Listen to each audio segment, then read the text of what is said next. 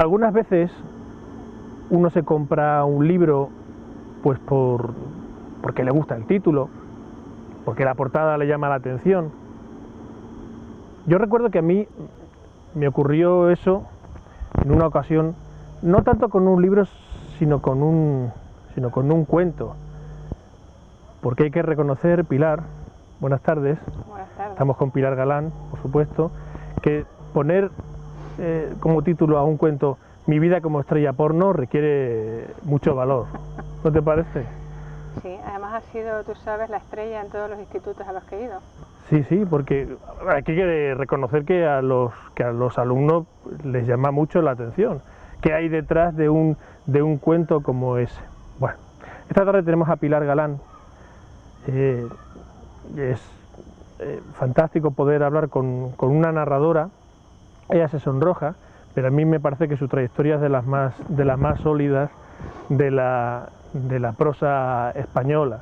Lleva ya muchos años escribiendo unos libros, que es lo que realmente interesa, con mucha calidad, en los que has ido alternando tanto la narración corta, el cuento, como otra más extensa, la novela. ¿Te sientes cómoda por igual en las dos o prefieres una a otra, Pilar? No, prefiero los cuentos. Lo que pasa es que la novela, es verdad, hay temas, yo no sé por qué, que se convierten en novelas y temas que nunca se dejarían de ser cuentos. Yo creo que los cuentos son como una especie de chispazo, ¿eh? Yo creo que los cuentos son... voy a decir una cosa que a lo mejor no es muy normativa. Los cuentos son más literatura, responden a la llamada inmediata esa de querer contar algo. Que eso lo que yo creo que en el fondo somos narradores por eso. Tú sabes que yo a los poetas admiro muchísimo porque me parece que además que yo creo que cualquier narrador debería leer poesía, no escribirla, nunca no atreverse a escribirla. Pero yo creo que los cuentos responden a esa inmediatez de contar. Tú tienes una idea y quieres contarla y además se cuenta en ese momento, aunque luego repases y corrijas. Y las novelas es un trabajo de fondo, entonces más que literatura es trabajo. O sea, sigue siendo literatura, pero el cuento responde a esa inmediatez de querer contar algo y contarlo ya. Pero también exige una disciplina a la hora de También los cuentos no redactarlo. son fáciles, aunque mucha gente cree lo contrario, aunque cuando uno empieza escribiendo cuentos parece que es fácil. Yo creo que son mucho más difíciles que las novelas. Tienes un límite, un límite no solamente de páginas tienes un límite de contar una cosa y contarla ya y contarla en un espacio sin dar más detalles, pulir. Se parece a la poesía, escribir un cuento. Uno llega a la altura de la poesía, pero se parece. De hecho, siempre se ha dicho que se publican bastantes novelas malas y sin embargo encontrarse con un libro de cuentos malo no es tan sencillo. Quiero decir, parece que hay más exigencia a la hora de editar cuentos en España que no novelas. También las novelas se venden más que los cuentos. Entonces es verdad que quizá todo el mundo que tenga una cosa que contar y escriba una novela mediana o tirando más a baja, sí es verdad que se vende más que un buen libro de cuentos. De hecho, yo creo que los editores no apuestan tanto por los cuentos por eso. Pero son más difíciles de vender. Son más difíciles de vender. Ajá. Bueno, tenemos aquí algunos libros tuyos, no todos, porque realmente ya son ya muchos, y pues hay verdaderas joyitas. Yo reconozco mi debilidad por esta novela, por Ni Dios mismo, que ambientaste, no sé si llamarla novela histórica, aunque tiene mucho de eso, pero en ella hay un personaje que a mí me parece fascinante, Rodrigo Alemán y la Catedral de Plasencia. No sé si... ¿Qué te llevó a escribir una novela como esta, Pilar? Pues me llevó una noticia de prensa en el diario El Mundo que yo no tenía ni idea. Yo cuando empecé a escribir, yo reconozco mi ignorancia sobre ese tema. La historia de Rodrigo Mateo Alemán, el tallista del coro de la Catedral de Plasencia, que era un personaje de la época, era un personaje renacentista, un personaje que no se sabía de dónde venía, era centroeuropeo o no se sabía tampoco mucho. Y apareció en Plasencia, había hecho la sillería del coro de la Catedral de Toledo, hizo luego la sillería del coro de Ciudad Rodrigo y aparece en Plasencia, construye la sillería y tiene la increíble mala suerte, bueno, buena suerte porque ha pasado la historia, a mí se pasa por la sillería, de que cuando acaba la sillería la catedral, o sea, la Inquisición llega a Plasencia. Entonces la Inquisición, que no se andaba con muchas bromas, como sabes, se le ocurre decir a este buen hombre, que a mí me parece un arranque de soberbia de artista de la época, se le ocurre decir que quiénes son los acreedores que van a pedirle dinero ni siquiera Dios, o sea, ni siquiera Dios ni Dios mismo puede hacer lo que él ha hecho en la catedral.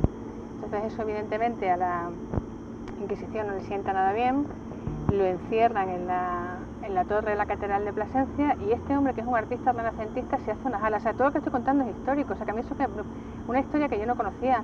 Se hace unas alas con cazapájaros, calcula el peso que tienen que aguantar, las pega con cera, como en plan de Dalo Ícaro, se sube al féizar de la torre con las alas desplegadas y se tira.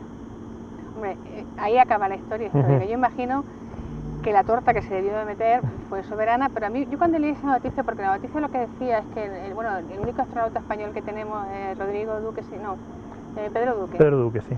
Decía que él era descendiente del primer hombre que había volado en España, que era este hombre, este tallista, y a mí me encantó la historia. Volado o planeado, ¿no? Volado, planeado, seguramente estrellado, ¿eh? Y yo me pregunté, ¿y por qué? ¿Y qué hubiese pasado? Sí, que yo creo que eso, desde que eres niño, ahí saben todas las historias. ¿Qué hubiese pasado? Sí, si este hombre no hubiese muerto. Y luego es toda la historia de las mentiras históricas, de que a mí me parecen, bueno, tal y como están las cosas ahora, es un tema totalmente de actualidad. Me parece fascinante que se creen esas mentiras en torno a las catedrales, en torno a todo. Los diarios de Hitler, por ejemplo. Si esos diarios hubiesen sido ciertos, hubiese sido un bombazo. Y yo creo que hay mucha de mentira en muchas de las historias que nos cuentan. Entonces es la historia de una mentira. A mí lo de la mentira me fascina. Esa es una de las virtudes que se supone que debe tener un escritor, mentir bien. Mentir bien. Lo que pasa es que es peligroso. Yo me acuerdo que empecé una charla en un pueblo que no voy a decir, y entonces yo empezaba las charlas diciendo siempre: todos los escritores somos unos grandes mentirosos. Y entonces el señor alcalde del pueblo que estaba allí me dijo muy ofendido: señora, mentiroso será usted porque yo también escribo. Entonces a partir de ahí la charla ya fue bastante peor de lo que tenía que ir. Pero es la historia de una mentira, es la historia de cómo el deán de la catedral intenta volver a favor de la catedral toda una cosa que sí era histórica, y preguntarse y crear cartas falsas y crear, porque es verdad, lo que está en los archivos, o sea, lo que no está en los archivos no está en el mundo, lo que no está documentado, lo que no está en Google no existe, y lo que no vemos en televisión, por supuesto, no existe. Nada. Y entonces sobre esas mentiras históricas está construida la novela. Qué curioso, fíjate que decías o comentabas al principio que la historia había surgido a raíz de leer una noticia en la prensa, pero eso te ha ocurrido más veces, creo. Hombre, es que es verdad, lo que pasa es que no voy a volver a decirlo, pero tal y como están las cosas, los generadores de historias ahora mismo son los periódicos. Y cualquier medio de comunicación genera historia. Tú ahora mismo un buen titular, o sea, tú abres un periódico y está toda la realidad ahí, y eso que decimos siempre de la realidad supera la ficción, bueno, ahora es verdad. De hecho, sí que creo que incluso guardas una especie de libro de recortes, Pilar, o tienes... Claro que sí, pues de vez en cuando lo geo. Bueno, ahora no hace falta tener libro de recortes porque ahora está todo ahí. Y ahí tienes todas las historias. Tú sabes que un buen titular te responde a las preguntas: qué, quién, cuándo, cómo, dónde y por qué. Y ahí tienes un cuento. Porque la pregunta es: cuéntame más. Es verdad que un periódico o una televisión no pueden continuar la noticia, no tienen espacio. Pero un cuentista sí hace eso. Continuar esa noticia. ¿Qué pasa con esos amantes desaparecidos? ¿Qué pasa? Por ejemplo, una noticia que a mí me encanta, es macabra porque, hombre, hubo muertos. Toda la historia del Costa Concordia, el crucero que se hundió, por ejemplo. Bueno, que se hundió, lo que quedó, que cayó. A mí eso, ahí sí que tiene una historia, tiene un cuento. O sea, yo ese capitán del barco que abandona el barco y se sube a un peñasco con un megáfono, y el del puerto le tiene que decir que suba a bordo, o sea, a mí esa historia me parece fascinante. Tú la cuentas en una novela y nadie se la cree. Claro. O aquello que yo recuerdo habértelo oído alguna vez, ese titular de una noticia en la que se habla de un accidente, creo que fue en Mérida, ¿verdad? ¿Te acuerdas cómo era? En un accidente de tráfico mueren 2 personas y un portugués. A mí me dice muchísimo, de verdad. Bueno, yo imagino que los periodistas, como todo el mundo, cometen errores, pero en ese titular también está contada una historia. Desde luego. Hablabas de la prensa, mencionábamos también ese cuento de Mi vida como estrella porno, donde estaba la figura de Nacho Vidal, me parece Nacho que Vidal, es. Cuando empezó. Y también otro cuento que entre el alumnado de secundaria suele tener mucho éxito es el de Tío, me he ligado a la Claudia Schiffer, ¿no? Schiffer. Aunque ahí en el fondo hablas de algo realmente serio. Como es... ¿Qué es, Pilar? ¿De qué hablas en ese cuento? Yo creo que se habla del amor, de que en el fondo lo que tienes al lado en tu casa acaba superando todas las expectativas y te acostumbras. Porque Claudia Schiffer en el fondo que, bueno, claro, mis alumnos sigue teniendo éxito, pero no tanto porque para ellos Claudia Schiffer es como ya la abuela Cebolleta, pero no sé ahora cuál sería el equivalente. Leticia Casta, a lo mejor, por ejemplo, una de estas. Me pilla un poco fuera de juego, creo. Y entonces, no sé, pero habla de eso, de que en el fondo Claudia Schiffer, ¿qué hace? Si no te vas a ver hacer el bocadillo de pimientos con filetes que te lleva tu mujer a la obra. Sí, es muy guapa, es una diosa, pero bueno, luego lo de andar por casa es tu mujer, o no, o tu marido, o lo que tienes en casa. Con lo cual, una vez más se demuestra que para escribir quizá la imaginación no sea la principal materia prima, o sí. Yo creo que para escribir, sobre todo cuentos, no sé los poetas, para escribir cuentos, la prensa, por supuesto, y las conversaciones de la gente. Bueno, y ahora que la gente habla por el móvil, a voces en cualquier sitio, bueno, eso yo lo que yo sé es como no hay más escritores todavía. O sea, las conversaciones están plagadas de historias. Y además como son historias truncadas como los cuentos, pero claro, tú escuchas una conversación, no has escuchado al principio porque no sabes de qué están hablando, te vas enterando y luego ya cortan. O sea, yo por ejemplo, porque viajo a veces en autobús y la gente habla con el móvil, que yo creo que piensan que el móvil tiene una campana de cristal y no sale nada ahí, y vas escuchando declaraciones de amor, vas escuchando chicos que dejan a chicas, vas escuchando dramas tremendos. Y yo me encanta escucharlo, esa faceta de escuchar me encanta. Y ahí salen todas las historias. Pero después, eso claro, necesita una elaboración más o menos literaria. Y eso, permítenos, Pilar, entrar en el taller de la escritora. ¿Cuál suele ser tu rutina, ¿no?, habitual cuando te encuentras enfrascada en la composición de un libro? A mí me gustaría decirte, igual que para mi trabajo, que soy profesora, como sabes, soy tremendamente responsable y soy caótica escribiendo. Si tengo una buena historia puede quedarse dormida en la cabeza, se cuenta al final, pero se puede quedar dormida en la cabeza mucho tiempo. Yo soy muy vaga para escribir, porque siempre que tengo ganas de escribir se me ocurren mil cosas para leer. Yo siempre lo digo, que podría vivir sin escribir, pero sin leer nunca. Entonces me levanto muy temprano y me gusta mucho más leer que escribir. Entonces, cuando me siento, me tengo que disciplinar, porque es verdad que tienes la historia, tienes ganas de contarla, pero una vez que te pones a escribirla, yo siempre se lo digo a los alumnos de los talleres, pasa una cosa que a veces es como mágica, que la historia se escribe sola, bueno, no se escribe sola ni mucho menos, pero tú le has dado tantas vueltas en la cabeza que sientas y te sientas y tecleas, y la historia sale. No se parece en nada a la que tenías en la cabeza, que eso es lo bueno. Eso que decimos siempre de escritores que escriben con mapa y escritores, yo no sería capaz de escribir, yo nunca planifico nada. La novela que hablábamos antes, esta, no tiene nada que ver con lo que yo le contaba al editor, a Marino, que iba a ser. O sea, que también es la historia de otra mentira. Yo le decía a Marino que iba a ser una novela histórica y no lo es. Es una novela sobre un hecho histórico. Porque, no sé, luego te sientas a escribir y eso yo creo que es lo... Es que creo que si fuese de otra manera no tendría sentido. Yo no sé nunca lo que voy a escribir cuando me pongo delante. ¿Y tu trabajo, Pilar, con el que te ganas el pan? Hemos dicho que trabajabas en un instituto, eres profesora de secundaria.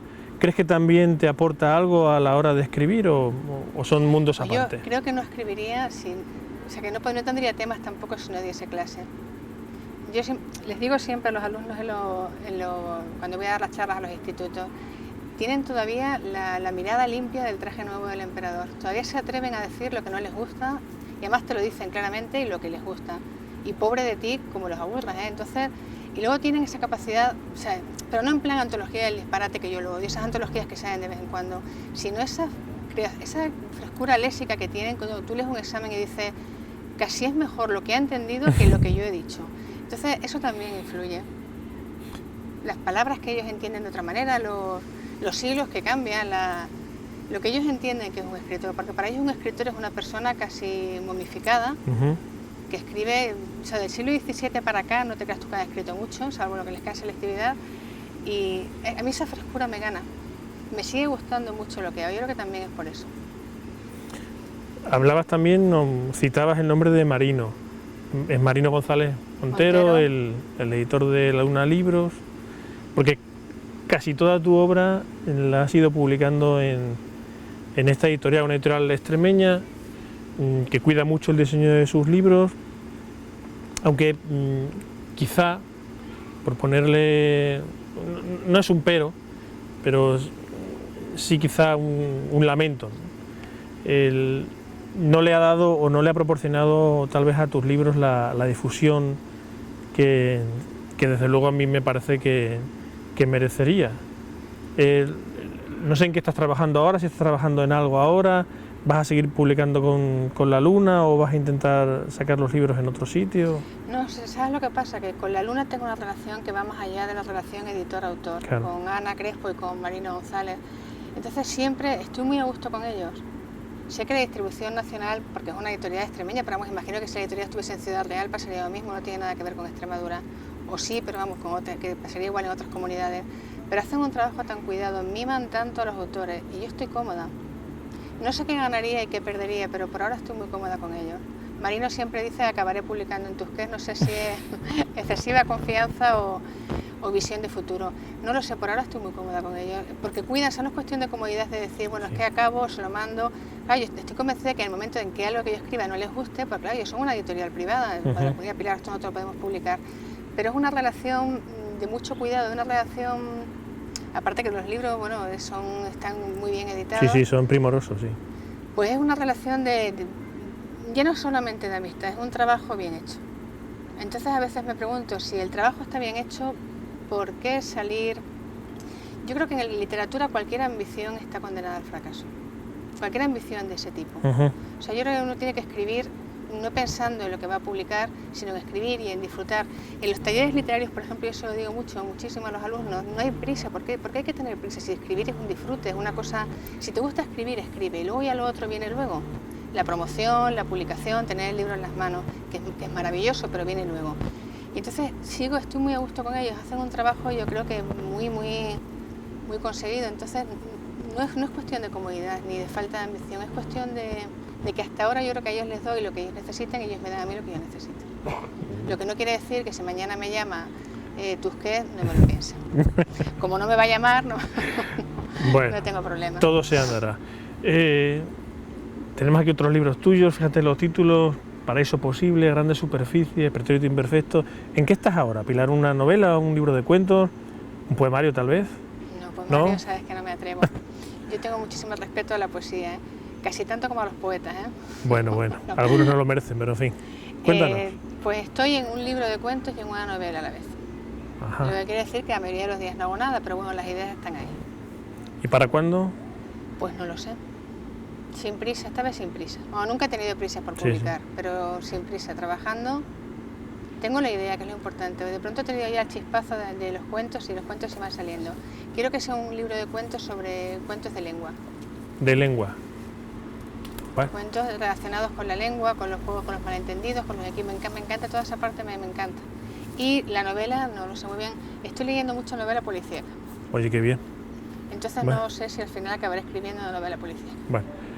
En cualquier caso, tus lectores estamos muy atentos, porque no me cabe la menor duda de que lo que escribas pues tendrá el grado de exigencia y de calidad habitual, y si lo publicas en La Luna, que como decía, es cierto que cuente con esa pequeña desventaja, ¿no? De que la distribución quizá no sea la de Tusquets, pero de luego sí creo que La Luna publica con un grado de exigencia total.